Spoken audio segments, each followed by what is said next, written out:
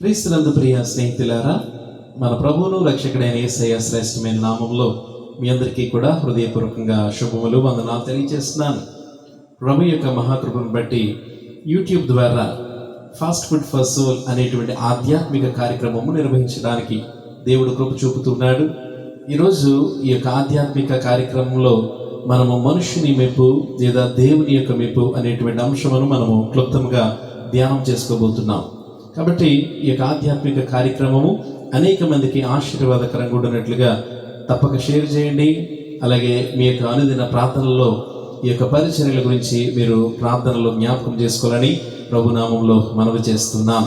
మనుషుని మెప్పు లేక దేవుని యొక్క మెప్పు, ఇది నేటి కాలంలో, ప్రస్తుత కాలంలో ఎంతో అవసరమైనటువంటి ప్రశ్న. ఎందుకంటే ఈ లోకానుసారంగా మనం జీవిస్తే దేవుని యొక్క ప్రశంసను మనం పొందుకోలేము. అదేవిధంగా ఈ యొక్క లోకమును మనం ఉపేక్షించుకునేటువంటి వారముగా ఉంటే మనం దేవుని యొక్క మెప్పును పొందుకోగలం. దేవుని యొక్క వాక్యం అంటుంది కదా, ఈ లోక స్నేహము దేవునితో వైరము అని చాలా స్పష్టంగా తెలియజేస్తుంది. యోహాను సువార్త 12వ అధ్యాయంలో మనం చూస్తే యోహాను సువార్త 12వ అధ్యాయం 42-43 వచనాలు మనం ఒకసారి చదువుతున్నాం. అయినను అధికారులలో కూడా అనేకులు ఆయన యందు విశ్వాసం ఉంచిరి గాని సమాజంలో నుండి వెలివేయబడదుమేమో అని పరిసయ్యులకు భయపడి వారు ఒప్పుకొనలేదు. వారు దేవుని మెప్పు కంటే మనుషుల మెప్పును ఎక్కువగా ఆపేక్షించిరి. యేసుక్రీస్తు వారి యొక్క పరిచర్యలో అనేక మంది ఆయన బోధలు విని విశ్వసించారు, నమ్మారు. కానీ వారు వెంబడించలేకపోయారు. కారణం ఏంటంటే వారు దేవుని యొక్క మెప్పు కన్నా మనుషుల మెప్పునే, మనుషుల ప్రశంసనే, మనుషుల గొప్పనే వారు ఎక్కువగా ఆపేక్షించారు. They loved human praise more than God's praise. దేవుని యొక్క ప్రశంస కాదు. నేటి కాలంలో అనేక మంది ఈ రీతిగానే బ్రతుకుతున్నారు. బైబిల్ గ్రంథంలో ఒక భక్తులను మనం ఆలోచన చేస్తే ఆయన దానియేలు గ్రంథంలో 6వ అధ్యాయంలో ఈయన యొక్క వృత్తాంతం గురించి స్పష్టంగా వ్రాయబడి ఉంది. దానియేలు గ్రంథము 6వ అధ్యాయంలో మనం చూస్తే దర్యావేషు రాజుగా ఉన్నటువంటి కాలంలో అక్కడ ఒక శాసనము చేయబడింది. ఏంటి ఆ శాసనం అంటే 30 దినములు దర్యావేషు రాజు అయినటువంటి దర్యావేషు యొద్ద మాత్రమే ఎవరైనా విన్నపము చేయాలి, విజ్ఞాపన చేయాలి, ప్రార్థన చేయాలి. కాబట్టి ఏ దేవుళ్ళనైనను, ఏ మనుషులనైనను, ఏ దేవతలైనను ఎవరు కూడా ఇట్టి పరిస్థితుల్లో ప్రార్థన చేయడానికి వీలు లేదు. ఇలాంటి శాసనము సంతకము చేయబడింది తెలిసి కూడా చూడండి, 6వ అధ్యాయంలో 10వ వచనం మనం చూస్తున్నాం. ఇట్టి శాసనము సంతకము చేయబడినని దానియేలు తెలుసుకున్నాను. అతడు తన ఇంటికి వెళ్ళి యథాప్రకారముగా అనుదినము ముమ్మారు మోకాళ్ళుని తన ఇంటి పైగది కిటికీలు యెరూషలేము తట్టునకు తెరవబడి ఉండగా తన దేవునికి ప్రార్థన చేయుచు ఆయనను స్తుతించుచు ఉండెను. కాబట్టి ఇలాంటి శాసనము వ్రాయబడింది.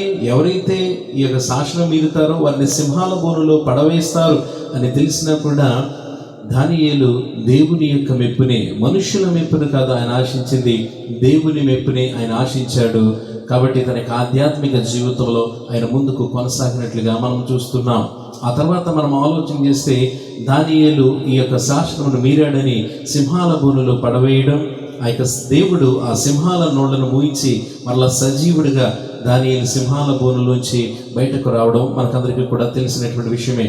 కాబట్టి ఎవరైతే దేవుని యొక్క మెప్పును ఆశిస్తారో, ఎవరైతే విశ్వాస జీవితంలో స్థిరంగా నిలబడతారో ప్రభువు ఖచ్చితంగా వారికి సహాయం చేస్తాడు. మనము పడిపోయేటువంటి వారం ఉండకూడదు. మనుషుల మెప్పు కోసము మనము వెనుదిరిగిపోయేటువంటి వారంగా కాకుండా మనము ధైర్యము కలిగి ముందుకు సాగేటువంటి వారం ఉండాలని ప్రభునామములో మనవి చేస్తున్నాను. అందుకే హెబ్రీయులకు రాసిన పత్రిక 12వ అధ్యాయంలో మనం చూస్తున్నాం, విశ్వాసమునకు కర్తయు దాన్ని కొనసాగించబడనటువంటి యేసు వైపు చూచుచు మన ఎదుట ఉంచబడిన పందెంలో మనము ఓపికతో పరిగెత్తాలి. నేడు సమాజంలో మనం చూస్తే అనేక మంది అధికారము కోసం, అనేక మంది తమ యొక్క ప్రాబల్యము కోసం, అనేక మంది తమ యొక్క గొప్పల కోసము దేవుడినే విడిచిపెడుతున్నారు. ఆఖరికి దేవుని యొక్క సన్నిధానంకి వచ్చి కూడా అవినీతి కార్యములు, అన్యాయాలు చేస్తూనే ఉన్నారు. కాబట్టి మన యొక్క దేవుడు చూచుచున్నవాడు సజీవుడైనటువంటి దేవుడు. ఖచ్చితంగా ఆయన సమస్తమును చూస్తూ ఉన్నాడు.